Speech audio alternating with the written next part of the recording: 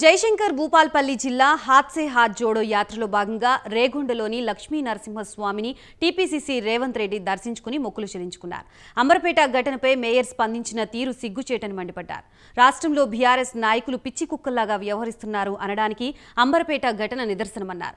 విశ్వనగరంలో ఆత్మహత్యలు, అత్యాచారాలు, మర్డర్లు పెరిగిపోతున్నాయని ఆరోపించారు.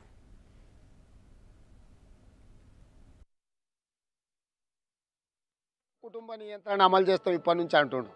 అసలు బుద్ధి జ్ఞానం ఉన్నోడు, అన్నం తినేటోడు కుక్కలు గరిసి మనుషులు చచ్చిపోతుంటే, కుక్కలు మనుషుల్ని పీక్క తింటుంటే కుక్కల కుటుంబ నియంత్రణ చేస్తా అని మంత్రి మాట్లాడుతున్నాడంటే అసలు మెదడు ఎక్కడుందని నేను అడుగుతున్నా.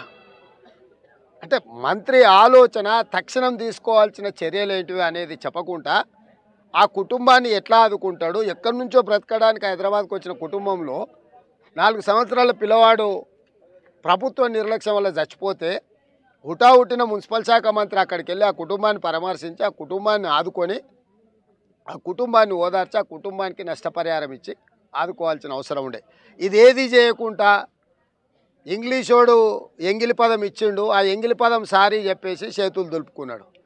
కానీ గాడిద F1 రేస్ల పేరు మీద నెక్లెస్ రోడ్డు మీద సినీ తారలతో, పెట్టుబడిదారులతో ఎవరినైతే ఉద్యమకాలం మొత్తం ద్వేషించిండో, ఆంధ్ర పెట్టుబడిదారులు, ఆంధ్ర వలసవాదులు, సమైక్య ఉగ్రవాదులు అని తిట్టిండ్రో వాళ్ళందరినీ అలైబలై చేసుకొని నువ్వు నీ కుటుంబం అక్కడ ఎంత ఉల్లాసంగా, ఎంత ఉత్సాహంగా ఆ పెట్టుబడిదారులతో F1 రేస్లో మీరు పాల్గొన్నారో ప్రజలు చూసారు.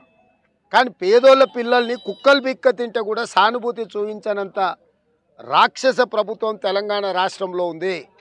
కాబట్టి 2 విషయాలు తక్షణమే ఇక్కడ పర్యటన కంటే ముందే ఆ కుటుంబాన్ని కలిసి ఆ కుటుంబానికి కాళ్ళు మొక్కి క్షమాపణ చెప్పి ఆ కుటుంబాన్ని ఆదుకోవాల్సిన బాధ్యత మున్సిపల్ శాఖ మంత్రి మీద.